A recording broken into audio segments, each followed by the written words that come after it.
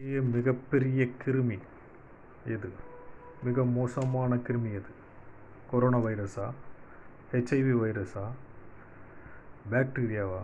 அமீபாவா? எந்த வைரஸ் பெருசு? பிளேக்கா? பறவை காய்ச்சலா? பன்றி காய்ச்சலா? எந்த கிருமி மோசமான கிருமி? உலகிலேயே மோசமான கிருமி மனிதன். எப்படின்னு கேட்டிங்கன்னா, நம்ம சின்ன வயசில் பார்த்த எருமைகளை காணோம், கழுதைகளை காணோம், சிட்டுக்குருவிகளை காணோம், கம்பளி பூச்சி காணோம், கட்டெரும்பை காணோம். பல உயிரினங்கள் மறைஞ்சிக்கிட்டே இருக்குது. தாவரங்களை காணோம், சங்குப்பூவை காணோம், கள்ளிச்செடியை காணோம், கொய்யா செடியை காணோம். செடிகளில் இதெல்லாம் சாதாரணமாக இருக்கும் எல்லா இடத்துலையும். யாரும் விதை போட்டு வளர்க்கல, அதுவாக வளர்ந்துருக்கும். எல்லாமே போயிடுச்சு. மனுஷனை மட்டும் ஒரு 500 வருஷம் ஆஃப் பண்ணி வச்சிங்கன்னா மனுஷன் என்ன இல்லான்னு இந்த பூமியில், இந்த பூமி எப்படி இருக்கும்னு யோசிச்சு பாருங்கள். இந்த பூமி சோலைவனமாக மாறி இருக்கும். எங்கும் பசுமையாக இருக்கும். பல லட்சம் மான்கள் உருவாயிருக்கும், பல லட்சம் மீன்கள் உருவாயிருக்கும், பல கோடி பறவைகள் உருவாயிருக்கும், வனவிலங்குகள் பெருகியிருக்கும். வேறு லெவலில் இருக்கும்.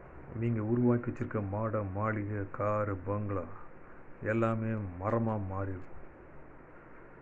எவ்வளோ மரங்கள் உருவாயிருக்குன்னு பாருங்கள்.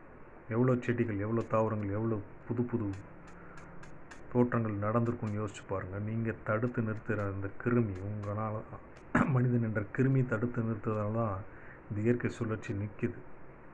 இன்னும் கொஞ்ச நாளில் போனால் இயற்கையே அழிச்சிரும். அப்போ ஒரு நாள் நடக்கும். இந்த பிளேட்டு மேலே போயிட்டே இருக்குது, திருப்பி உள்ளே போயிடும். எப்படி நம்ம பெட்ரோல்